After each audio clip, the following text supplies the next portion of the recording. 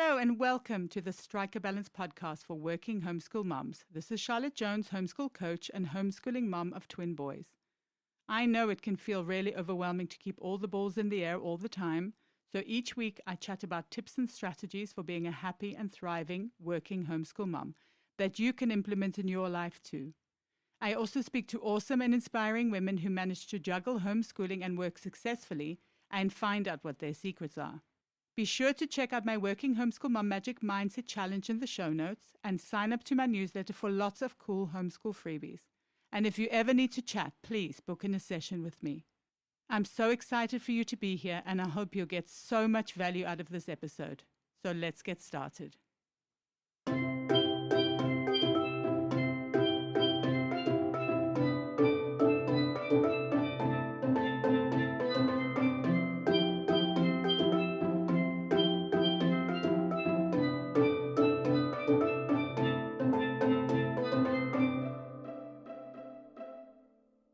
Okay, so today I'm going to be talking to Cynthia and Justine, founders of the Learn and Live Letter. Welcome to the podcast. I'm so excited to have you both here. Thank you. We're so excited to be here. Yes, thank you so much. Fantastic. So before we get into the nitty-gritty, I like to warm up with a question that I really love. So if you were to publish your autobiography today, what would the title be and why? Maybe we can start with Cynthia. My autobiography would be I'm smarter today than I was yesterday. Okay, fantastic. And why would you name it that?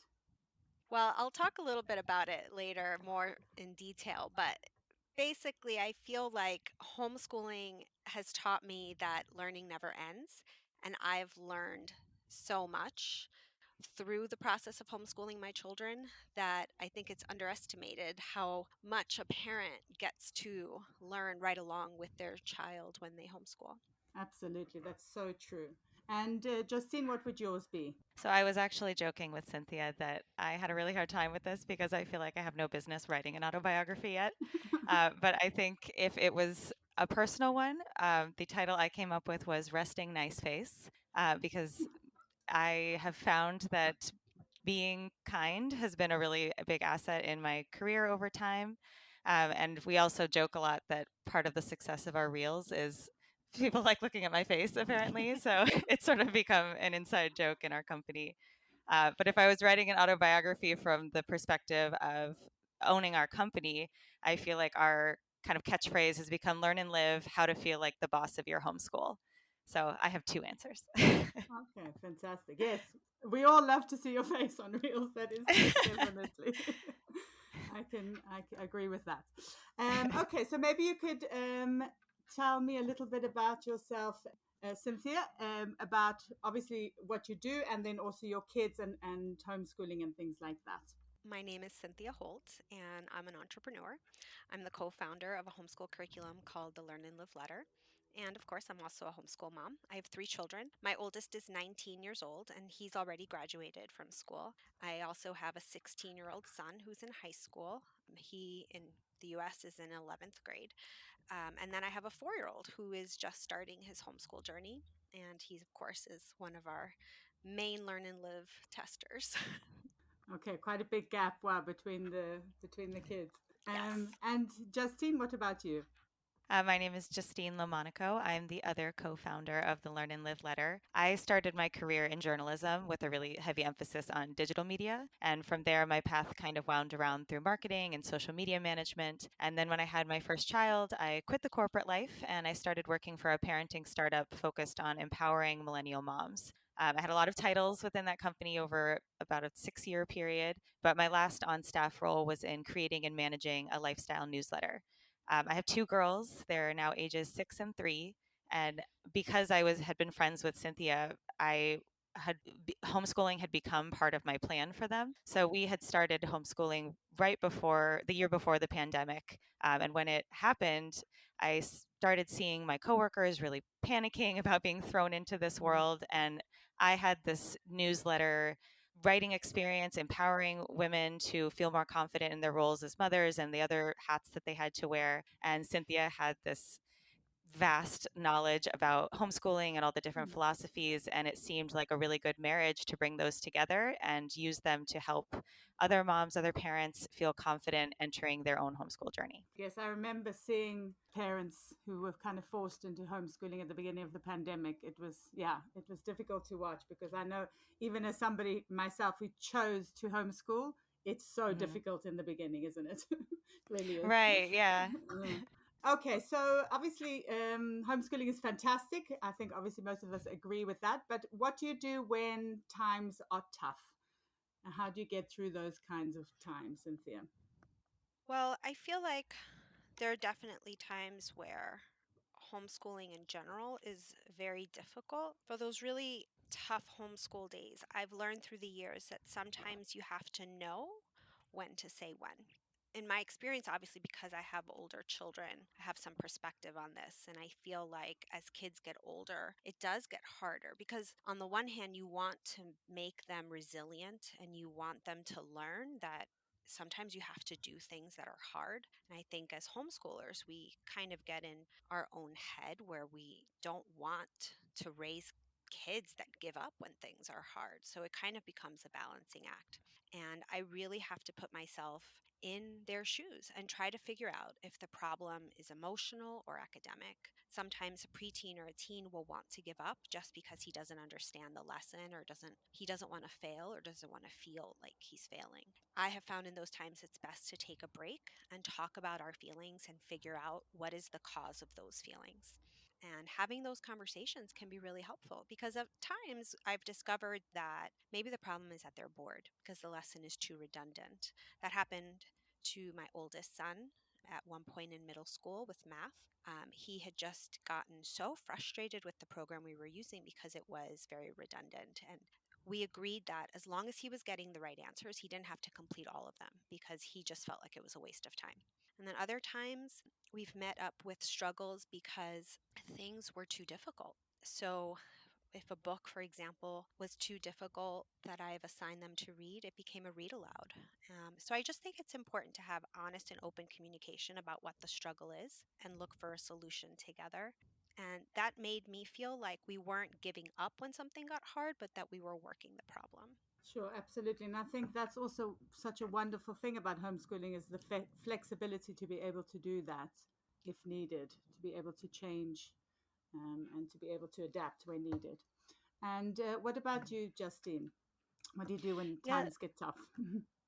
Similar to Cynthia, I have Mm, younger children. So mm, if we are having a really bad homeschool day, we don't do homeschool. mm, And something that I've really embraced recently is that there's just zero benefit to forcing it at this age. mm. If it's not working, we drop it. I would rather have her last memory of doing lessons be something positive and something that she enjoyed and wants to do again, and rather than something she was forced into doing and hated and becomes something that she starts to dread. It's very important to me to foster a love of learning much more so than to focus on making sure we're checking every skill box right now. And so if something is going wrong, we skip a day, or we might skip a day or Mm. two. And instead, I'll try to change our environment, get us outside, do something physical, go to a playground or go on a walk. And we might come back to the activity if it's something that I think if she was feeling more emotionally regulated, she would actually enjoy it, or we might skip it altogether. And the beauty of our homeschool program is that those skills are covered again and again with different themes and in different styles. So if it doesn't stick the first time around, I know there will be other opportunities. And I've learned to kind of let go of the pressure on myself to feel like we need to do every single thing, we need to accomplish and understand every single skill before we can move on. And instead, just kind of give it some space.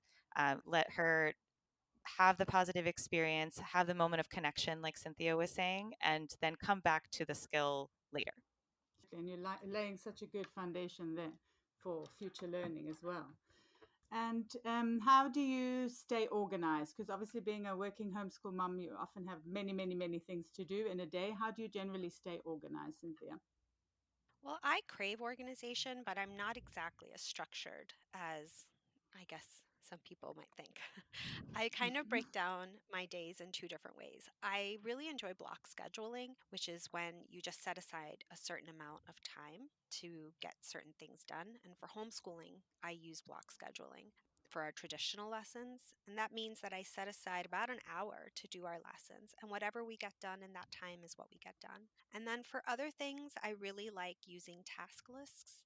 So for things like my work for Learn and Live and for my housework, I make a list and just tack them off one at a time. And that just makes me feel accomplished and like I'm not letting things slip through the cracks. So those are my two mindsets with organization. And what about you, Justine?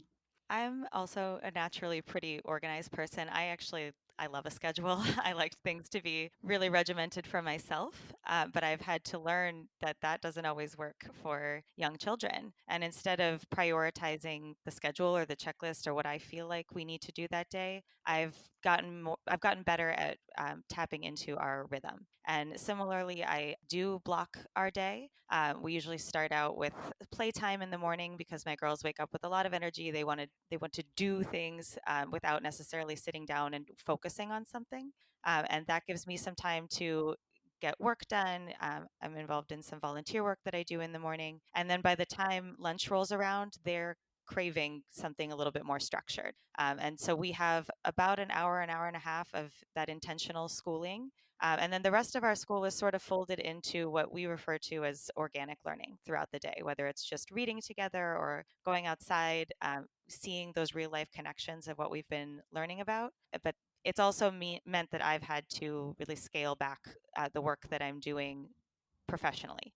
So that means that those blocks of time are very deliberately scheduled throughout the day in areas where I know they're not going to conflict. Because when I was trying to do all these things at once, it was just I wasn't doing anything well, and it Mm. was really stressful for all of us. I loved your reel with the amount of hours that you have to, or that kids have to do homeschool in the day. I loved that Oh, reel, thank and you. I saw it did really well because it's so true, though, isn't it? Because you think that kids, especially when you start, that you need to homeschool your kids for 8 hours a day, which is obviously not the case at all. Right. Uh, Yeah, that's something we hear a lot, that people just mm, have an idea in their mind that if they're not homeschooling the same amount of time mm. traditionally schooled children are in school, that they're not doing enough. And they end up just cramming a lot of busy work into their day to fill those hours. But when you are really deliberate with that intentional schooling time, we found it's probably a lot less needed than what you might think. And how important do you think mindset is for being a successful working homeschool mom, Cynthia? I think it's so important. I really have to focus on my why consistently. I have to think about what made us want to start this business in the first place. I get a lot of fulfillment from helping homeschoolers go through this journey, but at the same time I want our business to grow for our family financially. So keeping my goals and clearly in mind helps me to keep on track. And also being a good example for my older kids especially, where they see that I'm working hard. They see me balancing the work I have to do at home for my business and also taking care of them and schooling them. And for me, sometimes it has been a struggle. And I hope that them seeing me make adjustments and trying to meet my goals, also making sacrifices to be able to continue to homeschool them. I hope that all helps them, and that of course helps me because I feel like that's part of my job as a parent in general. Absolutely. And what about you, Justine? I agree. I think it's so important. And I thank my lucky stars every day that when I entered into homeschool, I had Cynthia's example, because I had someone who had all this perspective that you don't usually get when you first start homeschooling. I know I felt this way. I hear this from so many other new homeschool moms. You feel overwhelmed in the beginning Mm. because there's a lot of pressure that we put on ourselves, that society puts on us, that if we're going to do this, we have to live up to a lot of expectations. And when you're trying to do all the things, it's really easy to just set your expectations too high and lose track of what your actual values are and why you're doing this. So for me, it was really finding that place of what my expectations should be, what are actually reasonable expectations of my children and myself, and finding ways to prioritize. I have found that the great thing about kids is they adapt to so many things, and we adapt to so many things too. So when something is really challenging in the beginning and even feels impossible, if you can just give yourself time and space to learn it better and to keep trying, it becomes routine over time. So my advice for mindset is always don't expect it to go smoothly at first. And if it's hard, if it's not going perfectly in the beginning, it doesn't mean you're doing it wrong. It might just actually be that challenging. And if you can learn to be flexible and really stay hyper focused on what actually matters to you and what you truly need and honor that, then you'll be much more successful and find a lot more joy. Flexibility. Oh, I love flexibility. Yes, absolutely. Hmm. Obviously, self care is something that also needs to be prioritized, I think, especially as working homeschool moms. So, what does that look like for you, Cynthia? Well, this last entry into motherhood with the birth of my son in 2017, it was obviously a big surprise. As you mentioned, there's a big gap between my two older kids. So that was actually really difficult for me. It was a big transition for me to go back to caring for a baby after having my two older children grown up. But it also gave me an opportunity to really think about what I needed this time around. And what I realized how important was for my mental and emotional health. And so I made that a priority, and I talk about sleep like self-care. Mm. I think it's one of the most important things I was able to do with my newborn was to create healthy sleep habits and routines. And by making sleep a priority, I was just ensuring that I was going to get enough rest. And that investment really paid off for me. Just having him have regular sleep and wake routines, regular nap routines, just a bedtime that was predictable really was a huge, huge shift for my mental health this time around having a child, a newborn. Additionally, I know it sounds kind of frivolous, but I have really enjoyed spending time learning how to deal with my curly hair. So I spend a lot of time doing that, and it's part of my self-care. It makes me feel physically and emotionally happy to take care of myself and to give myself that time. I also enjoy giving myself home facials. I don't like exercising, but I try to make that part of my routine, and I find that Pilates is the gentlest way that I have successfully been able to do that. Sure, yes. As a fellow curly-haired person, I know that it is a yes, it's a big job. It's true. That's why I've actually cut my hair, to be honest. All right. And what about you, Justine? So, Cynthia and I joke a lot that we are very similar, but the one area that we diverge sharply is that I love working out. So, that is definitely something for me that I am very protective of the time that I get to spend being active and physical. I have a Peloton and I'm mildly obsessed with it. It makes it easy to fit it in without having to leave my house. So, that has been really nice. I also really crave social time with my friends. And I like my alone time a lot more than I feel like I even realized before we went through the pandemic and I was sort of Mm. forced into it. But I need spots throughout my month where I'm doing something social. I get that fills up my cup in a lot of ways. Mm. And then my third big thing is music. I grew up singing, and that was such a big part of my life for a really long time. And then I sort of lost it in adulthood. I wasn't really having the opportunities to sing or perform in any way. I realized that's something I really missed. So making those opportunities for myself to, even if it's just singing with my girls now and having music lessons with them. We have some friends that love to do karaoke, and that's a lot of fun for me. And I've also recently started learning to play piano, and that's been really satisfying for me. It's just something that I've wanted to do for a really long time, and when I carve out, even just 15 minutes a day to work on that, it really fulfills me.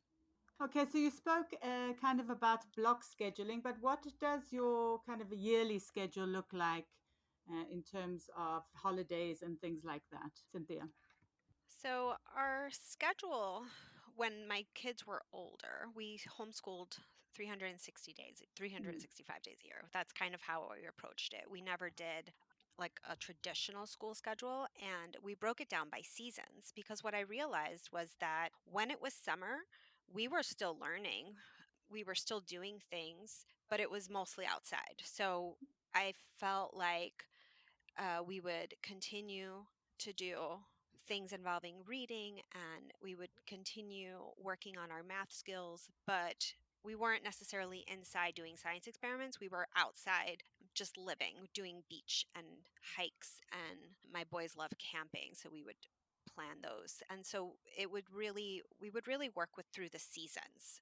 And that worked really well for us when my kids were younger. And I kind of like that.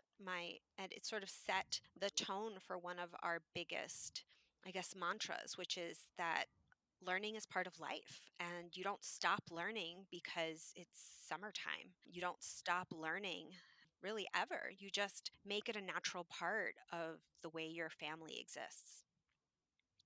Absolutely. And that's why also the kind of those very dedicated hours to homeschooling can be a lot less, because there's so much learning that happens throughout the day in so many different ways when kids are Yes. homeschooled. That's what I love about it. And what about you, Justine? What does your year look like in terms of schedule? So exactly like what you're saying, we that intentional learning time, Mm, we do follow a seasonal approach with our lesson plans at Learn and Live. mm, And my girls, that's the only school that they're doing, the only official school. mm, And they have some lessons that they do. My older one does.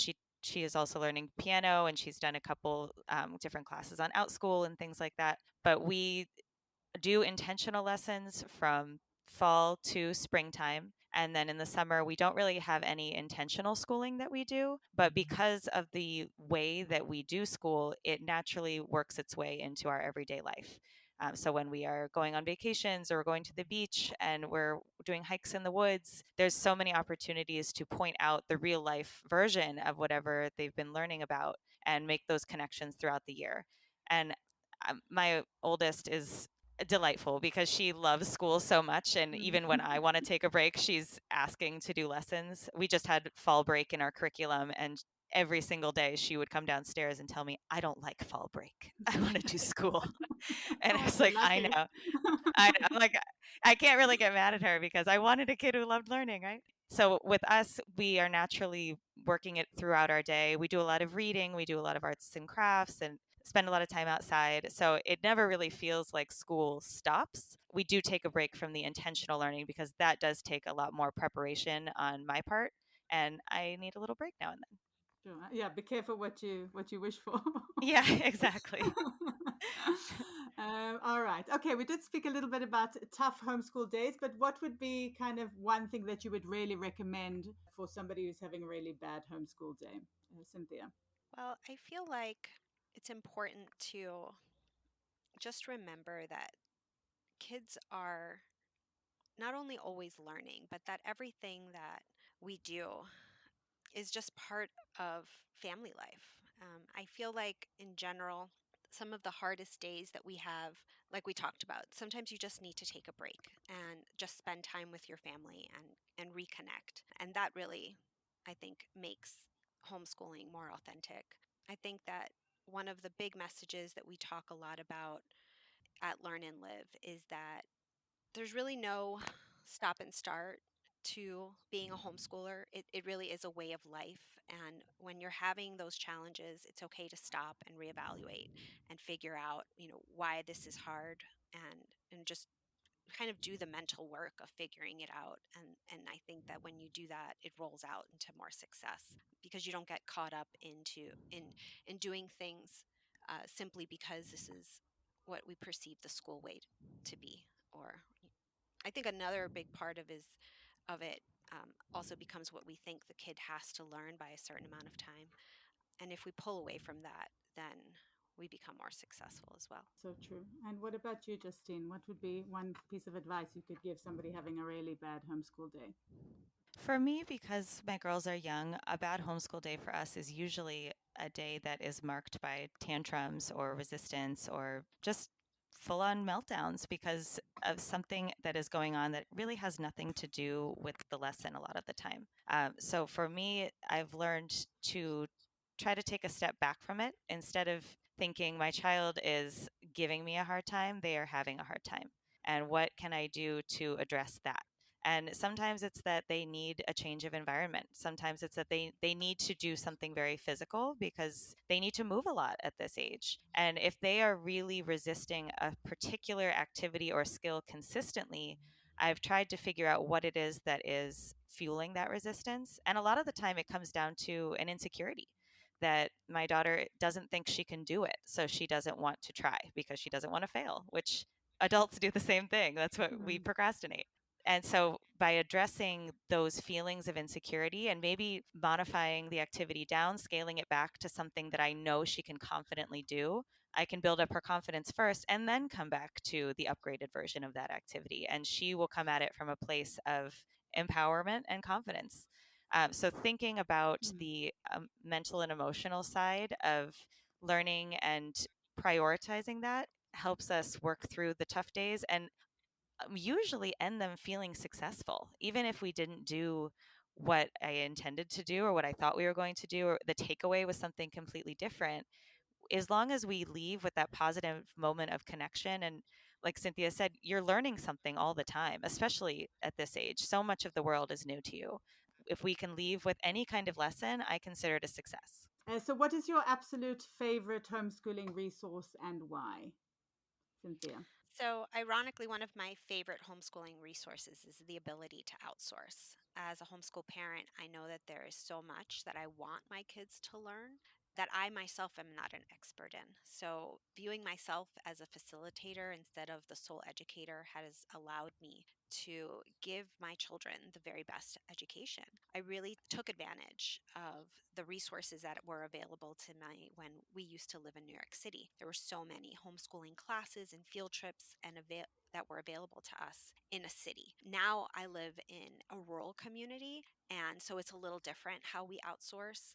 Here in the US, there's something called dual enrollment, where high school students who are homeschooled can enroll into community colleges and maintain their homeschool status, but also get college credit. So, doing something like that, which is what we did with my oldest child, really gave him a taste of college life, but at the same time, let him continue to homeschool. My other son who is currently in high school uses many online classes through online companies like Outschool, and we look for classes that fill his interests, not just check boxes off. So, for example, we wanted him to have an English class because he wanted to get more motivated to reading different types of books. And we found this awesome science fiction class. So not only did it expose him to great classics like Jekyll and Hyde and Frankenstein, but it focused on this genre of science fiction and how it's changed and evolved through the centuries, how it's influenced real science, how it addressed social injustice and prejudice. And it just was a great experience for him. He loved the class and he loved the educator, and he found her so engaging. He now wants to take a lot more classes with her.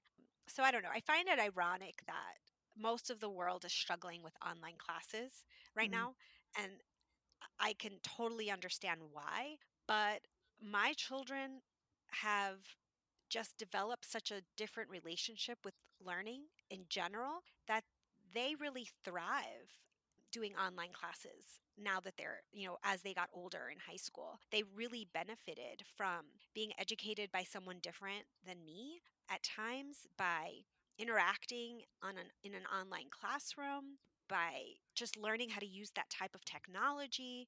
I think it really prepared my son for college. Some of the resources that he used in high school doing these types of classes really helped him once he got to college and had to submit papers on those same platforms. So that to me is an underutilized resource in the homeschool community. What about you, Justine? What is your favorite I resource? I also have sort of a non-traditional answer. I would say Instagram.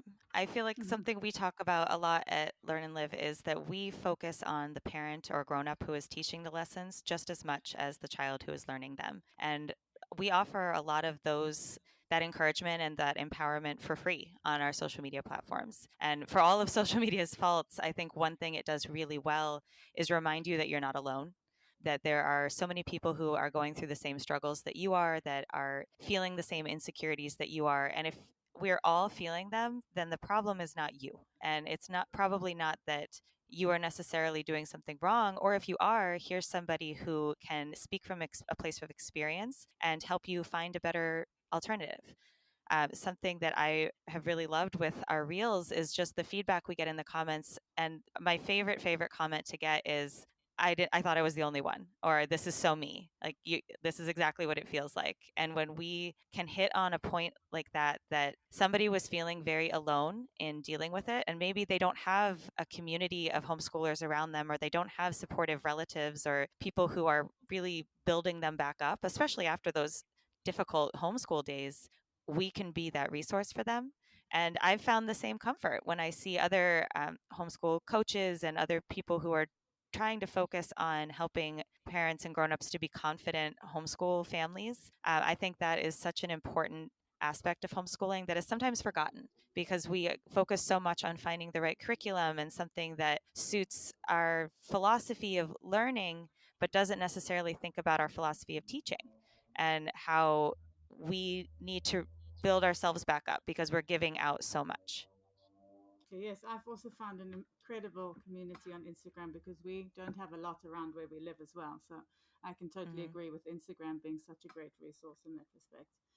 Cynthia, if you were to think of one piece of advice for being a happy and thriving working homeschool mom, what would that be? Well, I think one of the things we talk a lot about at Learn and Live is that you're not running out of time. And it's hard sometimes to remember that when your kids are young because you might find these awesome curriculums or you'll find out about a class or a book or something that you just feel like you need to add all of this in. And it can become very overwhelming and eventually a source of frustration if you become overscheduled. So I just because of my experience, I realize that you're not running out of time. The learning process is not something you have to finish by the time your child is 18. It is a lifelong process. And so if you view homeschooling as a sprint, you are going to get tired. If you see it as a very, very long marathon and you focus on learning because you want to love learning, then I think you're going to enjoy the view so much more. We joke about it all the time, my husband and I, because he says to me, like, oh, you're so much smarter now that you started homeschooling the kids. Like I said before, this is why my autobiography would be like, I'm so much smarter today than I was yesterday, because it really is a lifelong process. And if you keep that mindset, if you don't feel like you have to teach your kids you know, everything they need to know. Instead, if you focus on let's just enjoy learning together, I think that that just changes your homeschool. I can say my math skills have definitely improved in the last My 5 history years. skills, are you kidding? Like, I feel like I did not know a thing about the world until I started homeschooling. Sure, absolutely, yeah. And what about you, Justine? What would be your one piece of advice for a working homeschool mom? Mine would be to find a way to feel empowered in your decision making because I think a lot of the lack of joy or the what drains the joy out of homeschool often is insecurity, and whether that's insecurity about what you need to accomplish in a certain amount of time or what other people think or keeping up with other homeschoolers you may know, it all ends up just taking more and more out of you emotionally. But if you can find a way to, like we say, be the boss of your homeschool, we want you to feel like the boss of all your choices, how you spend your time, what you prioritize, what you actually are allowed to, what you get upset about. Those are things that you get to own because they speak to your values. And if you don't feel confident in those choices, that's where that mental and emotional struggle really starts to pile up. Part of feeling empowered is educating yourself, seeing what the options are. Part of why our curriculum is eclectic is that we want to present people with a variety of teaching and learning styles so they can actually see what really works for their kid and themselves. We also want them to surround themselves with people who support you and build you up and will help check you if you're deviating from what they know really matters to you. And remember that the whole point is to have this incredible connection with your child. So if you're protecting that fiercely, everything else falls into place. Oh, I love that. Yes, that's really, really great. And then finally, Cynthia, is there anything you're working on at the moment that you would like to share, and where can people find you online? Well, Justine and I both are working together at Learn and Live Letter to provide unit studies for children that are 3 to 11 or 12 years old. It is project based for older kids, play based for younger kids. The themes just range widely so that you can expose your child to so many fun themes and activities. Next month, we're working on emotional health, I think. Justine, big feelings. Yeah. So I'll let her tell you about it because she's she's I'm better the with sch- the words. I'm the schedule person. Yes, so we are working on big feelings for our levels 1 and 2, which are really targeted around emotional intelligence. Something that we really pride ourselves on is that we think beyond just academic skills in our program. So, whether that's incorporating life skills like cooking and helping out around the house, or understanding why you're having a tantrum and why something, what frustration is, what empathy is, how to see yourselves as part of a bigger world. That's what we're focusing on a lot in that unit. We also have a lot of really great country based and culture based unit studies coming up.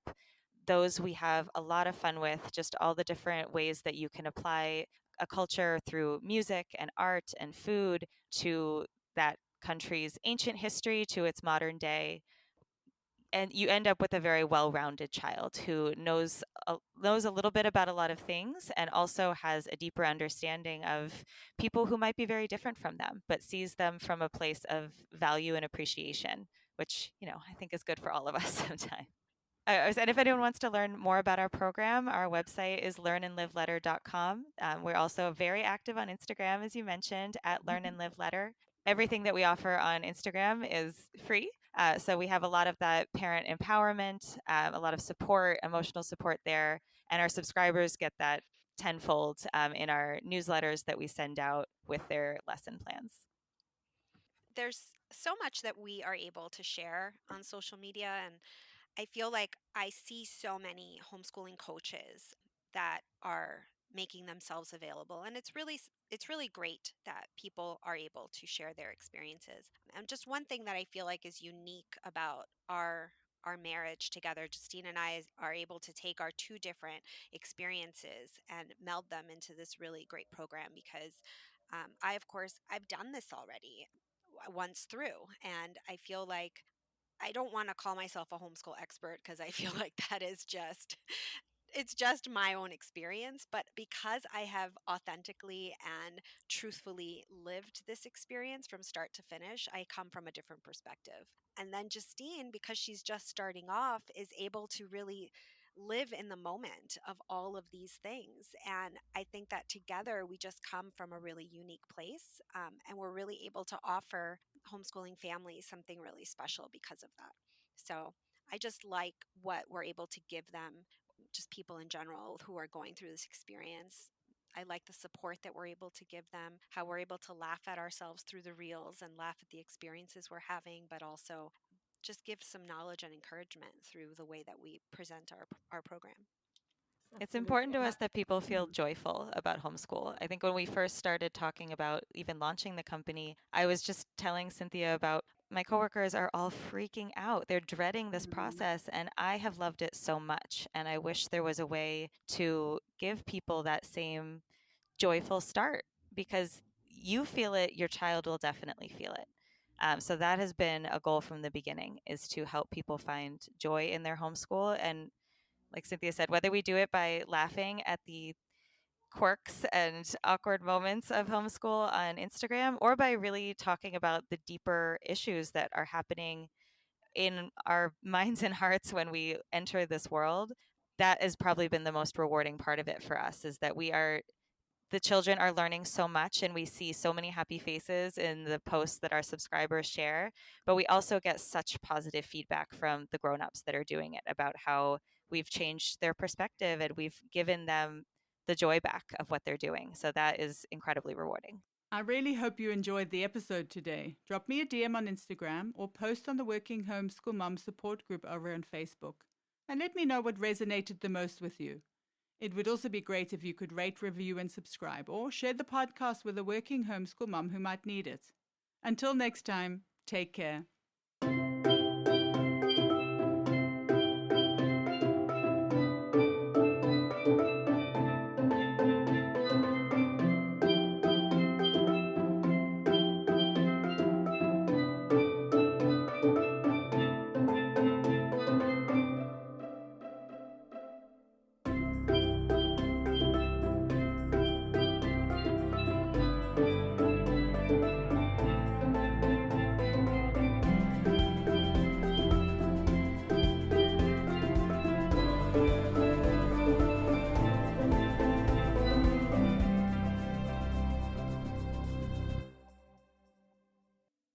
Hello and welcome to the Strike a Balance podcast for working homeschool moms. This is Charlotte Jones, homeschool coach and homeschooling mom of twin boys. I know it can feel really overwhelming to keep all the balls in the air all the time, so each week I chat about tips and strategies for being a happy and thriving working homeschool mom that you can implement in your life too.